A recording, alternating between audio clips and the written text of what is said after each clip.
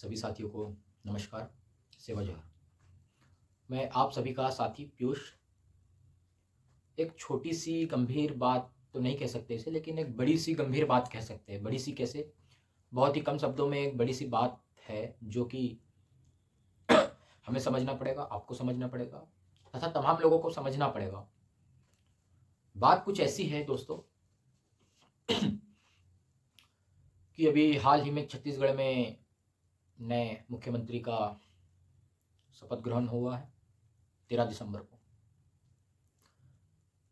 तो उस दौर से लेकर, दौर मतलब उस समय से लेकर अभी तक लगभग एक हसदेव करके एक जंगल है, हसदेव जंगल नाम से एक प्रसिद्ध जंगल है।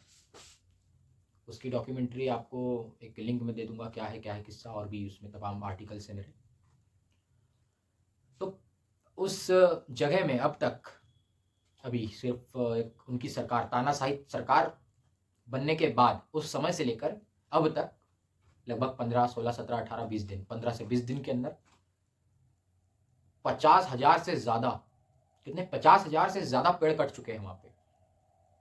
सुनकर है ना हैरानी हुई होगी क्योंकि विकास के नाम पर इस देश में तानाशाही हुकूमत जिस प्रकार से विकास के नाम पर इस देश की प्रकृति को किस प्रकार से नुकसान पहुंचा रहे हैं। हसदेव जंगल में तो मात्र सिर्फ और सिर्फ 50,000 पेड़ कटे हैं। अपने लिए बहुत बड़ा अमाउंट है 50,000 पेड़। अमाउंट, धरोहर राशि, पैसे से बढ़कर कुछ नहीं है हमारे लिए प्रकृति जंगल।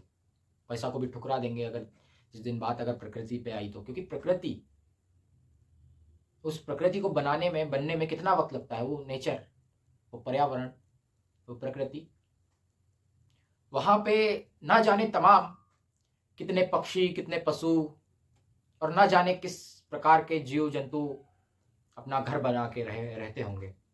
उस जंगल को मात्र और मात्र कोयले की आवश्यकता पूरी करने के लिए अडानी कंपनी को इस देश की सेंट्रल गवर्नमेंट उस जंगल को नीलाम कर देती है, उस हसदेव जंगल को नीलाम कर देती है।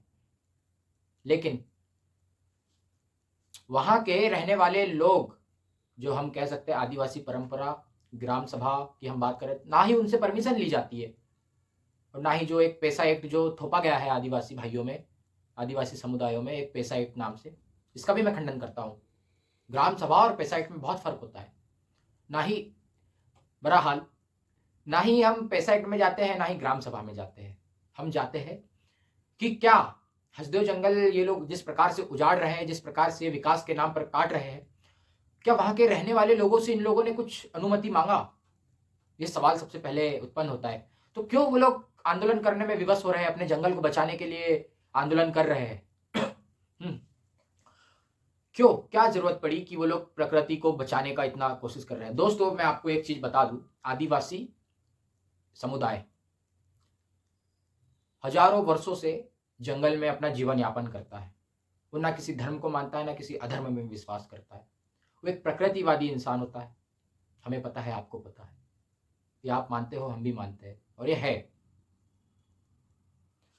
तो वो इंसान को अपने जंगल से किस प्रकार से दूर करा जा रहा है विकास के नाम पे। विकास के नाम पे कोयला वहां से निकालेंगे, विकास होगा, देश का नाम बढ़ेगा, देश ज्यादा पैसा कमाएगा। ये तमाम सोच जो रखता है कि हमारे देश को विश्वगुरु बनाएगा कोई आके। अरे कैसे बना देगा, जब तुम देश की ही धरोहर को, तुम देश की जंगल को जब काट रहे हो, उजाड़ रहे हो, किसी कंपनी को देके, किसी को कंपनी को ठेका देके, किसी अडानी कंपनी को ठेका देके, ये कैसा चलेगा? मतलब किस प्रकार का विकास आपका, जिसमें यहाँ के लोगों को अपने ही घर से